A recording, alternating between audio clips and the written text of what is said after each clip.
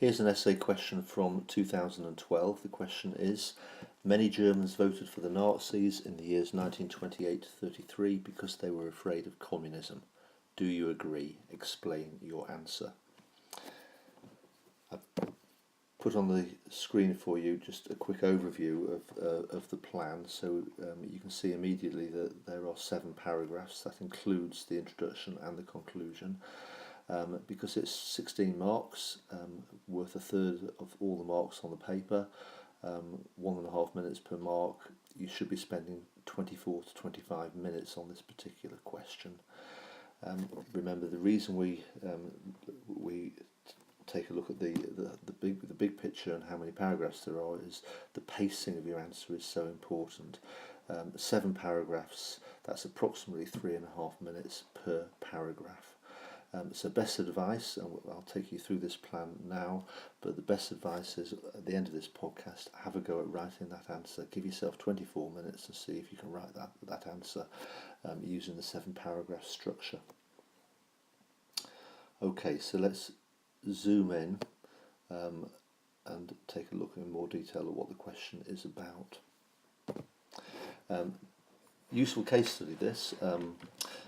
Remember, always look at the dates in the question. It says many Germans voted for the Nazis in the years 1928 to 33. Now, why those dates? Well, 1928 is the year before the Great Depression, when the Nazis were not doing very well. Of course, Wall Street crash happened in 1929, and then 1933, in January, Hitler became Chancellor. It's interesting though, it doesn't say to January 1933, it just simply says to 1933, and it's about the votes for the Nazis. So many candidates were caught out by this one, and assuming that the question stopped in January 1933. Not true. Remember, there were another set of elections 6 weeks after Hitler became Chancellor on the 5th of March 1933. So you really need to take your answer up to those elections, the March 1933 elections. Okay, so look at the introduction. And the introduction makes very clear that you're actually aware of that. So support for the Nazis increased considerably in 1928 to 33.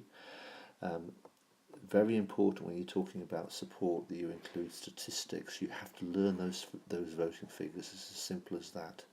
So in 1928 they got 2.6% of the vote, a very small party.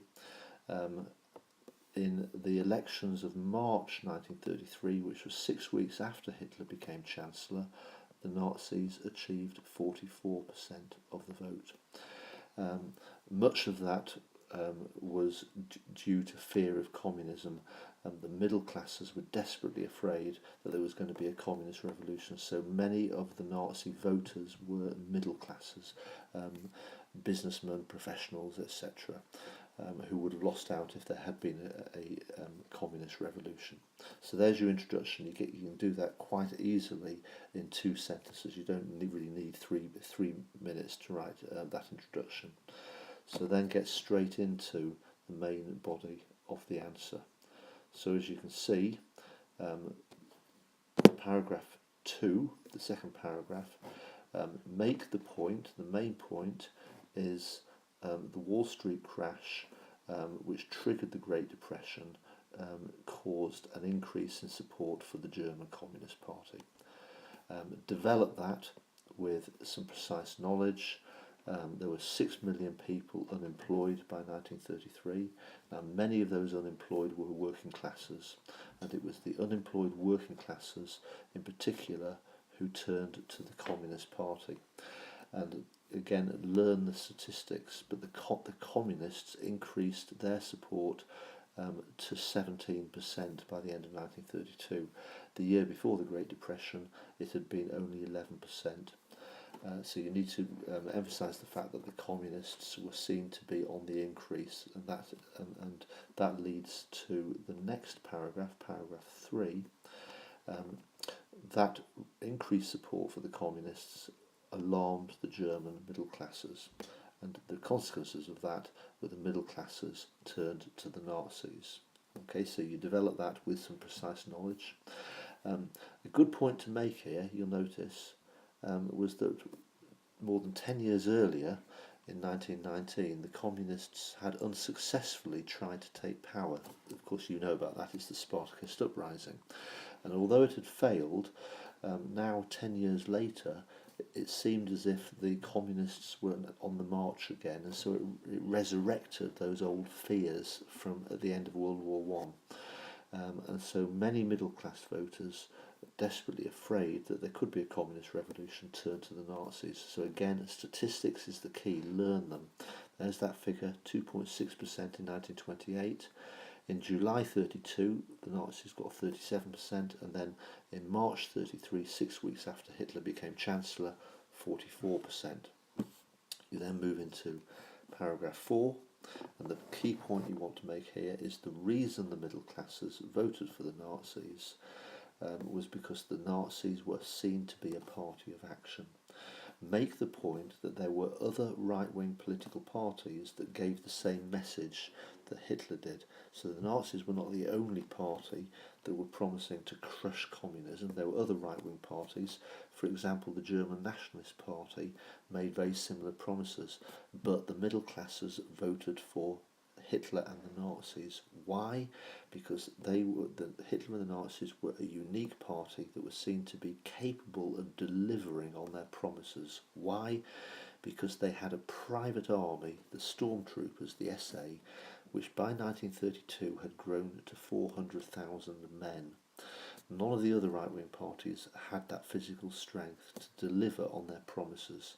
And Hitler did deliver on those promises because, as you know, after the Reichstag fire decree, he created concentration camps, and communists were arrested in their thousands and imprisoned in February and March 1933.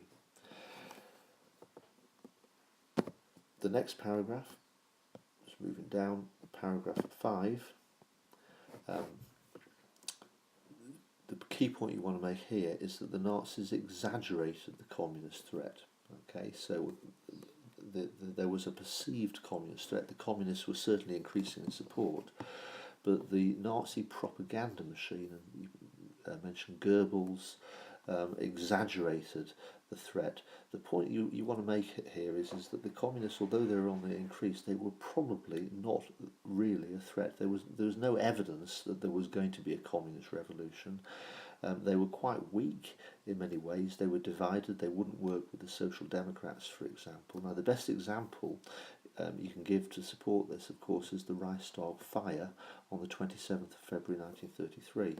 Which Hitler claimed was a signal to launch a communist revolution. There's no evidence that it was, but the point is the middle classes believed Hitler, including Hindenburg, the president, who in a panic agreed to give Hitler those emergency powers the next day when he passed the decree for the protection of people and state, the Reichstag fire decree.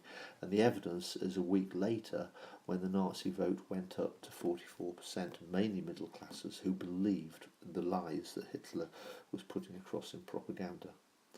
And then finally, paragraph 6, this is where you give it the balance. Remember, there's that phrase, on the other hand, absolutely essential with the essay questions. You support the point, in the main part of the essay you are supporting the argument, but you've got to present a counter-argument. So here you're saying communism was not the only factor, there were other factors. So you pull them all together in one paragraph, emphasise, for example, that that the Nazis were the only party that had a charismatic leader. The other political parties had very dull leaders. The Nazi message of creating jobs, restoring law and order, bringing about national unity and restoring national pride were all delivered in a very, very convincing way through their propaganda. So there were other promises and other messages that were appealing. But you move to the conclusion. The best conclusion with this question is very much to agree with the argument. Fear of communism was definitely a major reason why the Nazis increased their support.